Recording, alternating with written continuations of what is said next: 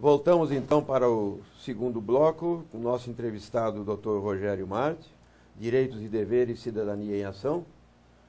Doutor Rogério, gostaríamos de que você nos desse uma abordagem a respeito de um assunto que é importante, palpitante e, de certa forma, para muita gente preocupante.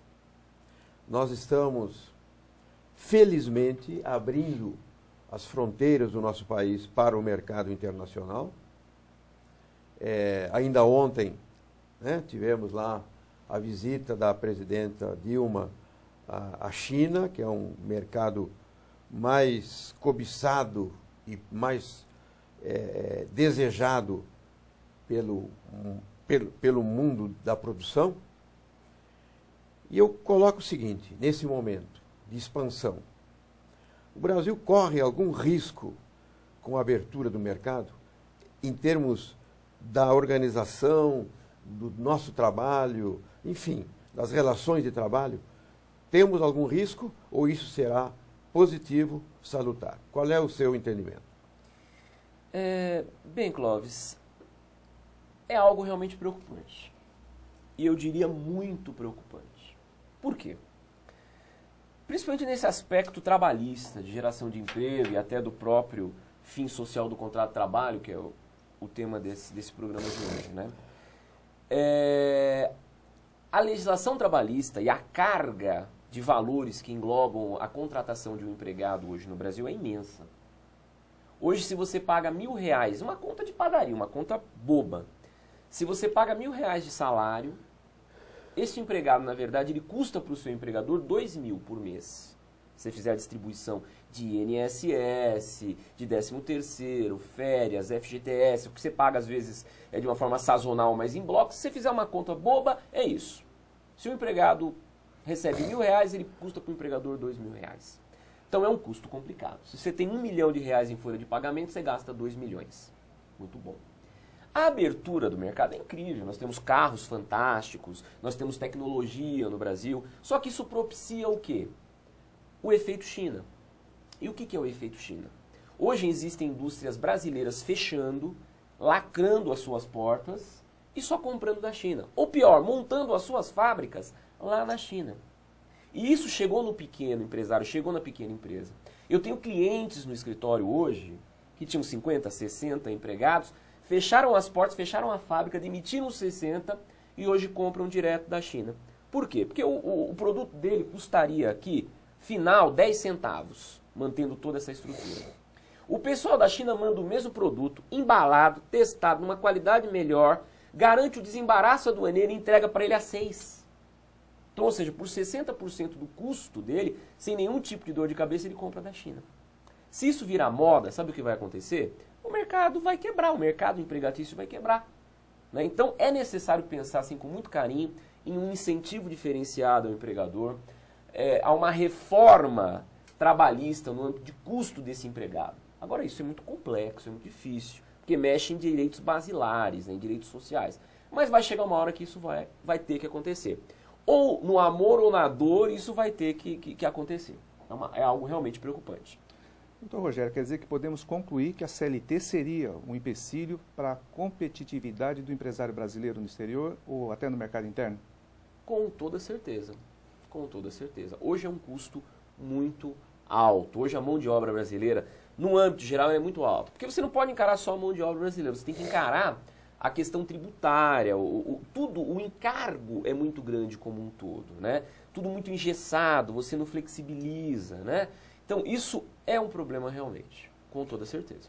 Bom, mas aí, Rogério, para que não fique uma situação assim de dúvida no telespectador da TV Destaque, primeiro nós colocamos que a CLT foi um avanço na medida em que criou regras mínimas.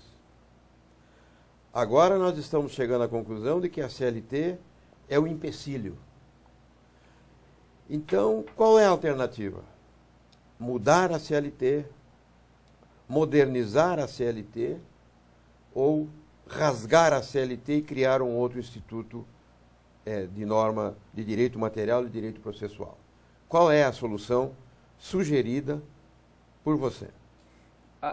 A minha sugestão é um tanto quanto delicada. Eu acho que a solução está no equilíbrio, né? A CLT ela nasceu no momento que ela precisava nascer, para coibir a exploração. Exploração coibida ela veio se desenvolvendo. Hoje nós nos deparamos com uma questão econômica, que é o êxodo do trabalho, China, mercado aberto e aquela coisa toda. Então aquela proteção excessiva, mas necessária à época, hoje acabou virando um empecilho.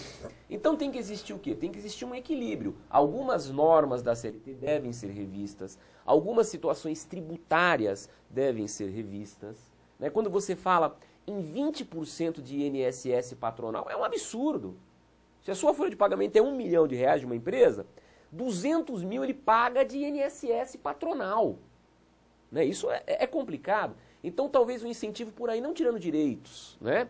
Mas criando situações que diminuam essa carga previdenciária. Ou ainda uma flexibilização.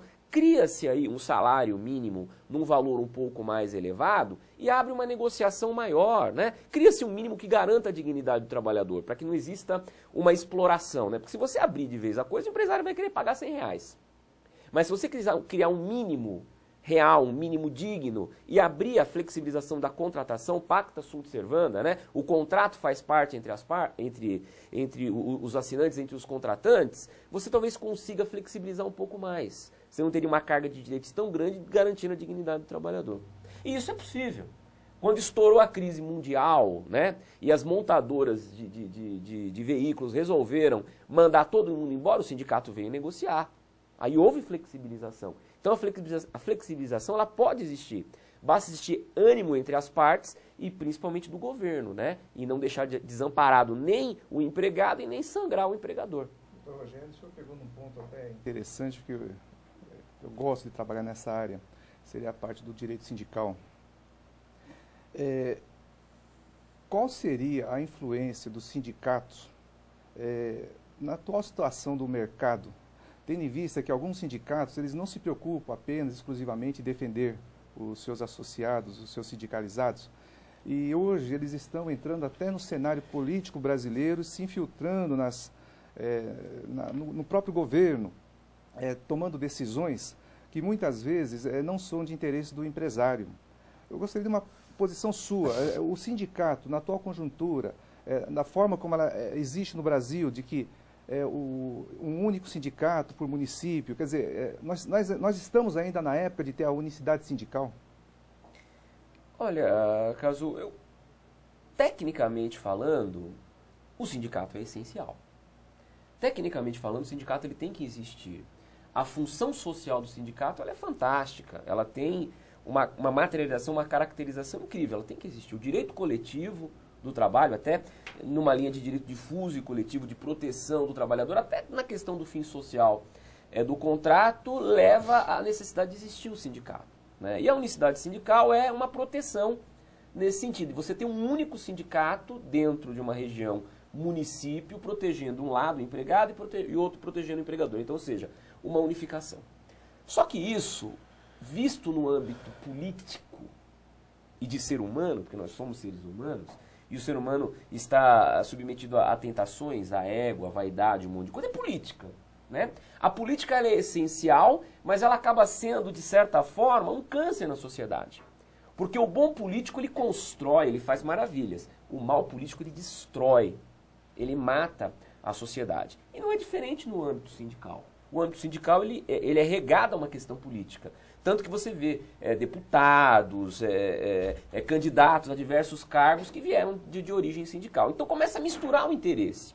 Se o sindicato fizer o papel institucional dele, social, como deve ser feito, vai ser tudo lindo e maravilhoso.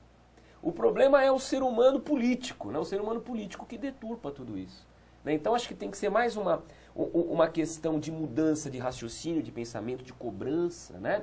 O sindicalizado, o empregado, ele é que vota no seu diretor. Então ele tem que ver em quem ele está votando, qual é o diretor que ele está colocando lá, não se deixar manipular. Porque há uma manipulação sindical hoje perante os seus empregados, né? Então acho que a questão é muito mais moral do que técnica propriamente dita. Nessa análise, doutor Rogério, da questão sindical, nós podemos dizer de que as categorias de trabalhadores que são mais organizadas levam vantagem na hora da negociação dos seus contratos coletivos do que as categorias menos organizadas?